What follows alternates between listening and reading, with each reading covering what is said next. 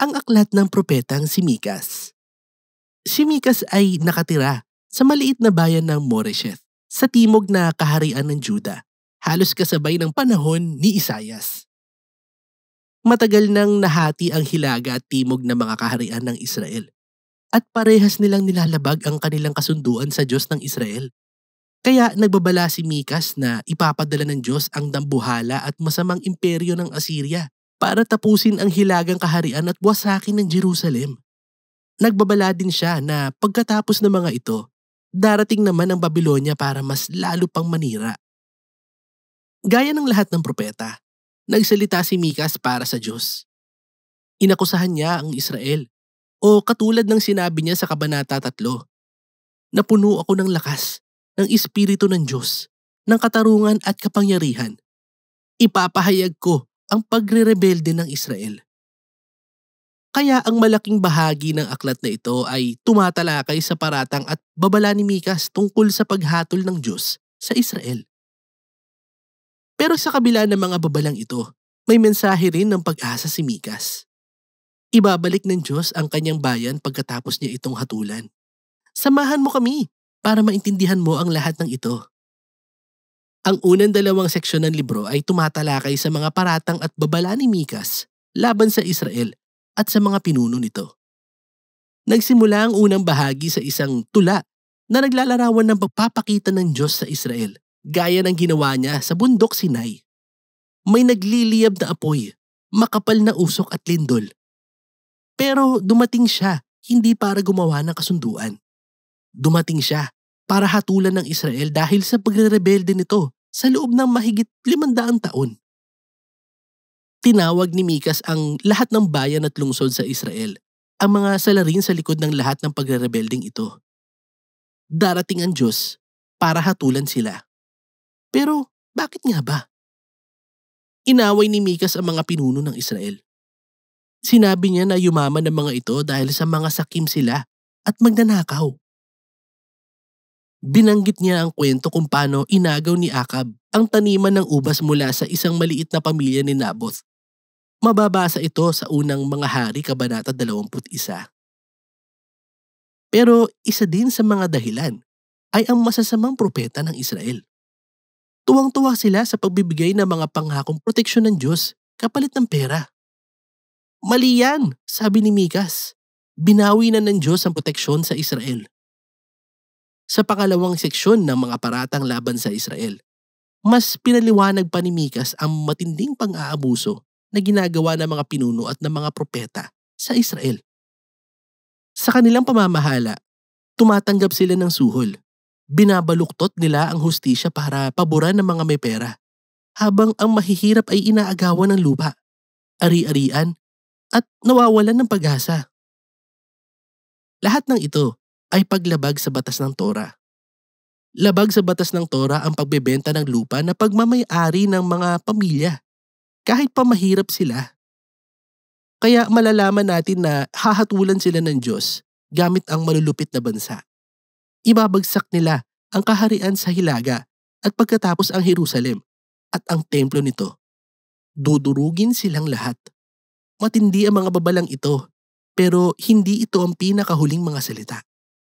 Mapapansin na ang bawat babala ay nagtatapos sa isang pangako ng pag-asa.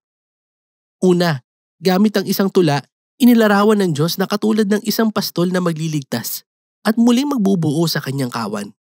Ito ang mga makakaligtas sa kanyang bayan. Ibabalik niya silang lahat sa magandang lugar na pastulan at siya ulit ang magiging hari nila. Ang ikalawang seksyon ng babala ay nagtapos sa larawan ng wasak na templo ng Jerusalem.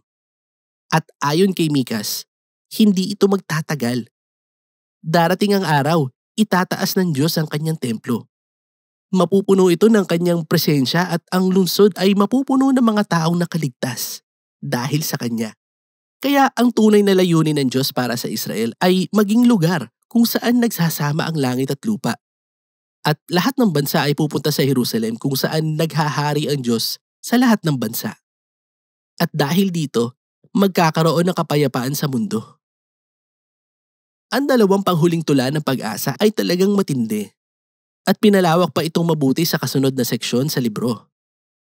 Ang ganda talaga ng pagkadisenyo sa serye ng mga tulang ito na tumutukoy sa pag-asa para sa Israel at sa mga bansa. Alam natin na pagkatapos lusubin ng Assyria, sasakupin ng Israel at magiging bihag sa Babylonia. Pero mula doon, ibabangon muli ng Diyos ang kanyang bayan at ibabalik sila sa kanilang lupain. Pagkatapos nito, malalaman natin na dito sa bagong Jerusalem, darating ang isang bagong Mesiyas na hari mula sa angkan ni David. Ipapanganak siya sa Bethlehem at maghahari sa Jerusalem, sa bayan na muling binuo ng Diyos. Panghuli, sa kaharian ng Diyos sa ilalim ng Mesiyas, ang tapat na natitira sa bayan ng Diyos ang magiging pagpapala sa mga bansa. Pero kasabay nito, ganap na hahatulan ng Diyos ang kanyang mundo at aalisin ang kasamaan nito. Babalik ang panghuling seksyon ng libro sa pagbibigay ng babala at susundan ito ng mensahe ng pag-asa. Gaya ng nakita natin sa unang bahagi ng libro.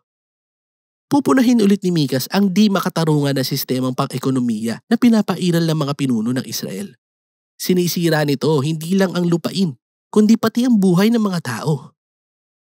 Dito babanggitin ni Mikas ang sikat na mga salita niya na nagpapakita sa Israel kung ano ang tunay na kahulugan ng pagsunod sa kanilang Diyos. Sinabi na niya sa iyo, o tao, kung ano ang mabuti at kung ano ang gusto ng Panginoon. Itaguyod mo ang katarungan, ang pagmamahal, at lumakad ng may mababang loob, kasama ng iyong Diyos. Ito mismo ang hindi ginagawa ng Israel, kaya talagang mapapahamak sila. Sa kabila nito, nagtapos ang libro sa isa pang makapangyarihang mensahe ng pag-asa. Kinumpara ang Israel sa isang taong malungkot, nag-iisa, dahil sa hiya at pagkatalo. Malinaw na larawan ito ng pagkawasak at pagkabihag ng Israel at hinihintay ng taong ito na maawa sa kanya ang Diyos at nagmamakaawa siya sa Diyos para makinig sa kanya at patawarin siya. Pero bakit makikinig ang Diyos at patatawarin ng taksil at rebelding bayan na ito? Nagbigay ang sumulat ng tula ng dalawang dahilan. Una, sabi niya, dahil sa katangian ng Diyos. Sino ang Diyos na katulad mo? Sino ang nagpapatawad ng kasalanan at pagre-rebelde? Alam niya na mas makapangyarihan ang habag ng Diyos kaysa sa kanyang galit o pagpaparusa. At ang pangalawa ay dahil sa pangako ng Diyos. Sinabi niya, mananatili kang tapat kay Jacob at ipapakita mo ang pagmamahal kay Abraham ayon sa kasunduan, gaya ng pangako mo noong una pa. Ito ang mga panghuling salita sa libro. Nanggagaling ang mga ito sa mga pangako ng Diyos kay Abraham at sa kanyang pamilya mula pa sa aklat ng Genesis. Mararanasan ng lahat ng bansa ang pagpapala ng Diyos dahil sa pamilya ni Abraham. Pero para maging pagpapala sa mga bansa, una, dapat maging tapat ang Israel sa kanilang Diyos. Kaya maiintindihan natin dito bakit pabalik-balik ang tinatalakay at pagpaparusa at pag-asa sa aklat ng Mikas. Kung pagpapalain ng Diyos ang mga bansa sa tulong ng Israel, dapat niyang labanan at hatulan ng kasamaan ng kanyang bayan. Pero ang kanyang parusa ang magdadala ng pag-asa. Dahil ang pag-ibig at pangako ng Diyos sa kasunduan ay mas malakas kaysa sa kasamaan ng tao at ang kanyang pinakalayunin ay hindi para manira kundi ang magligtas at tumubos.